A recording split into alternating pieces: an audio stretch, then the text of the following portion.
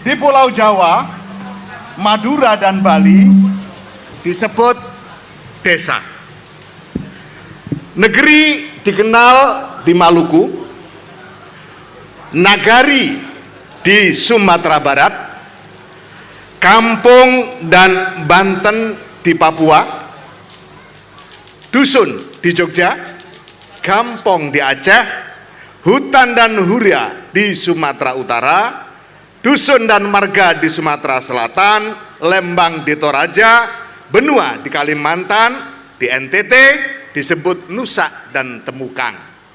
Sejak lama desa-desa yang beragam di Nusantara ini telah menjadi basis penghidupan masyarakatnya. Desa-desa memiliki otonomi dalam mengelola penduduknya, peranata lokal, hingga sumber daya ekonominya. Itulah mengapa desa menjadi ujung tombak penyelenggaraan urusan pemerintahan, pembangunan, dan pemberdayaan masyarakat. Singkatnya, desa adalah fondasi Indonesia. Desa adalah akar tunggang Indonesia. Desa adalah jangkar Indonesia. Kami merekognisi keistimewaan desa. Kedua lembaga negara pembuat regulasi atas aspirasi seluruh warga desa bersepakat melahirkanku. Aku lahir mengiringi reformasi multimediasi di tahun 1998. Aku adalah wujud dongeng dari Undang-Undang Nomor 32 tahun 2004 tentang pemerintahan daerah. Kelahiranku ditunggu dan didamba seluruh negeri. Tidak seperti bayi yang lahir di Indonesia yang acap kali tidak menyadari tujuan hidupnya. Kelahiranku menggenggam tujuan yang pasti, terikat oleh banyak janji. Berjuta harapan, asa, dan cita-cita bangsa ada di pundakku, yaitu mewujudkan masyarakat yang adil, makmur, dan sejahtera. Itulah amanat Undang-Undang Dasar 1945. Proses kelahiranku dibantu oleh banyak dokter dari berbagai klinik. Semestinya kelahiranku dibantu oleh 560 dokter. Tapi kenyataannya pada saat itu kelahiranku hanya dibantu sekitar 379 dokter. Ada yang dari klinik fraksi Partai Demokrat, klinik fraksi PDI Perjuangan, ada juga dari klinik fraksi Partai Golongan Karya, fraksi Gerindra, fraksi Partai Nasdem, fraksi Partai Keadilan dan Sejahtera, fraksi Partai Amanat Nasional, fraksi Partai Persatuan Pembangunan, fraksi Hanura, dan fraksi Kebangkitan Bangsa. Nah, yang terakhir itu Partai Kebangkitan Bangsa adalah klinik tempat praktek Menteri Desa, Pembangunan Daerah Tertinggal dan Transmigrasi Gus Halim Iskandar. Sedang direktur utamanya, ketua umumnya adalah Gus Muhaimin Iskandar yang kini wakil ketua DPR RI. Sejak awal kelahiranku, aku mulai mengarahkan perubahan paradigma pembangunan, paradigma membangun dari beranda Indonesia, membangun dari desa, membangun dari pinggiran, membangun dari perbatasan Indonesia. Tentu untuk itu aku membutuhkan wali, pengasuh yang bertanggung jawab mengorkestrasi semua kekuatan dan sumber daya demi mewujudkan janji-janji dan tujuan kelahiranku. Pengasuh dan waliku adalah Kementerian Desa, Pembangunan Daerah Tertinggal dan Transmigrasi yang dilahirkan oleh pemimpin kita, Bapak Presiden Joko Widodo. Dari seluruh penjuru negeri, dari Nusa di Rotendao, deru pergerakan, nafas kebangkitan, wajah kemandirian telah merebak ke seluruh negeri. Semua itu tidak lain karena energiku. Salah satu energiku adalah plasenta yang mengiringi kelahiranku.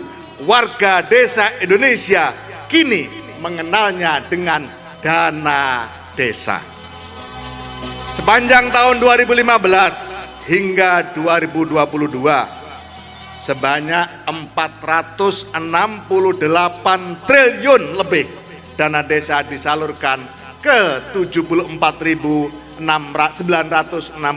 desa seluruh penjuru Indonesia.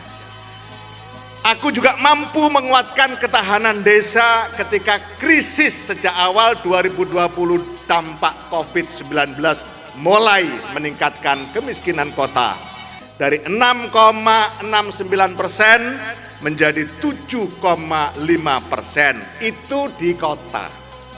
Nah, justru di desa kemiskinan turun sebesar 0,32%, dari 12,85% menjadi 12,29%. Begitu pula ketika bicara ketimpangan di kota yang sudah sangat tinggi dan terus melonjak dari 0,390 menjadi 0,403, sedangkan ketimpangan desa tetap lebih rendah dari ketimpangan kota.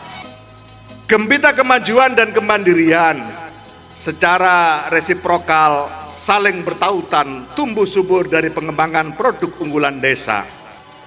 Revitalisasi kelembagaan ekonomi desa, keswadayaan warga desa, kearifan lokal desa, serta dampak pemanfaatan dana desa untuk kebangkitan ekonomi warga serta peningkatan kualitas hidup warga desa. Berbagai produk unggulan desa kini telah diterima pasar internasional. Sebutlah sebanyak 600 ton kunyit, temulawak dan jahe dari Ponorogo diterima di pasar India, Bangladesh, dan negara-negara Timur Tengah. Sebanyak 12 ton buah-buahan tropis dari Banyuwangi telah diekspor ke Eropa, Timur Tengah, dan Singapura. Produk songket dari Deli Serdang telah diekspor ke Dubai, Australia, Jepang, Jerman, Malaysia, Singapura, dan sebanyak 10 ton porang dari Lombok Utara sudah masuk pasar Korea, Amerika, dan Jepang. Kopi dari Aceh juga sudah bisa dinikmati di Inggris, Amerika Serikat, dan Belanda. Tepung mokaf dari Banjarnegara sudah laku di Turki. Bahkan nilai ekspor produk dari desa kini tidak kurang dari 20 miliar rupiah. Ke depan akan banyak lagi produk desa-desa di Indonesia berupa kopi, beras organik, kopra, rumput laut, vanila, mete, produk anyaman, pisang cavendish, lada putih, hingga ikan koi siap bersaing secara kompetitif dan siap diperdagangkan di pasar internasional. Kelembagaan desa kini semakin lincah menggerakkan dan meningkatkan ekonomi warga desa. Register Badan Hukum BUMDesa sampai tanggal 12 Januari beberapa hari yang lalu mencapai 11.994 BUMDesa dan 863 BUMDesa bersama. Dengan unit usaha PT LKM, BUMDesa Tibu Beneng, Kabupaten Badung sudah dipercaya menyalurkan pembiayaan ultra mikro atau UMI. Ini akan segera disusul oleh 41 BUMDesa bersama di Jawa Timur yang kini sedang proses asesmen. Transformasi UPK XPNPM Mandiri Pedesaan semakin menggembirakan. Sampai 12 Januari beberapa hari yang lalu, sebanyak 952 dari 1.914 UPK XPNPM Mandiri Pedesaan telah melakukan musyawarah antar desa untuk transformasi menjadi BUMDesa bersama. Dan sebanyak 1.317 BUMDesa bersama transformasi UPK sedang dalam review Inspektorat Daerah, serta sebanyak 591 BUMDesa telah berbadan hukum BUMDesa bersama LKD.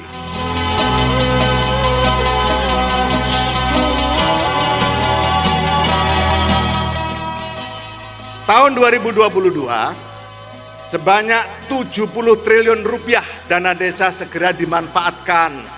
Desa termasuk desa di Rotendao untuk pemulihan ekonomi nasional, program prioritas nasional, serta mitigasi penanganan bencana alam dan non-alam.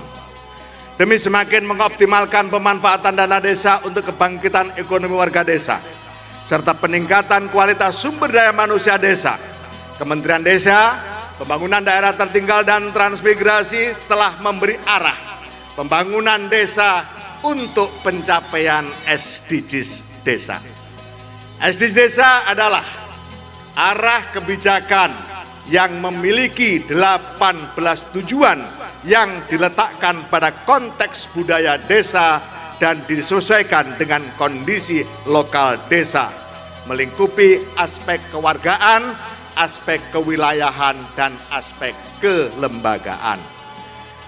18 SDGs desa dimulai dari desa tanpa kemiskinan, desa tanpa kelaparan, desa sehat dan sejahtera, pendidikan desa berkualitas, keterlibatan perempuan desa, desa layak air bersih dan sanitasi, desa berenergi bersih dan terbarukan, pertumbuhan ekonomi desa merata, infrastruktur dan inovasi desa sesuai kebutuhan, desa tanpa kesenjangan, kawasan pemukiman desa aman dan nyaman, konsumsi dan produksi desa sadar lingkungan, desa tanggap perubahan iklim, desa peduli lingkungan darat, desa peduli lingkungan laut, desa damai berkeadilan, kemitraan untuk pembangunan desa, dan yang ke-18, kelembagaan desa dinamis dan budaya desa adaptif. Sampai di sini aku dapat membuktikan diri bahwa aku mampu memeratakan pembangunan.